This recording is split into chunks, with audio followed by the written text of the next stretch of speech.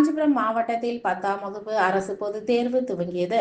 68 மையங்களில் 7502 மாணவர்களும் 7836 மாணவிகளும் தேர்வு எழுதுகின்றனர்.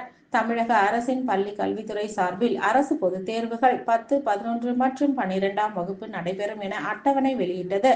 அவ்வகையில் 11 மற்றும் 12ஆம் வகுப்புக்கான அரசு பொதுத் தேர்வு நேற்றுடன் நிறைவு பெற்றது. இதனைத் தொடர்ந்து இன்று முதல் 10ஆம் வகுப்பு அரசு பொதுத் தேர்வு தமிழகம் முழுவதும் துவங்குகிறது.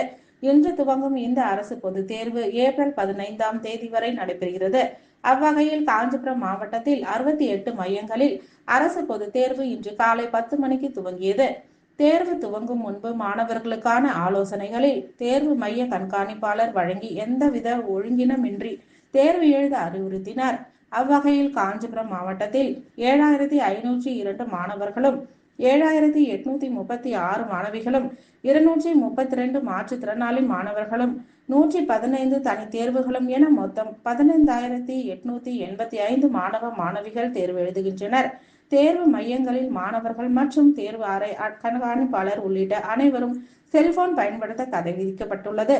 காஞ்சிபுரம் அரசு மகளிர் மேல்நிலைப் பள்ளியில் 30க்கும் மேற்பட்ட தனி தேர்வாளர்கள் கல்வி கற்க வயது ஒரு தடை இல்லை என கூறும் வகையில் ஆர்வமுடன் தேர்வு எழுத வந்துள்ளனர்.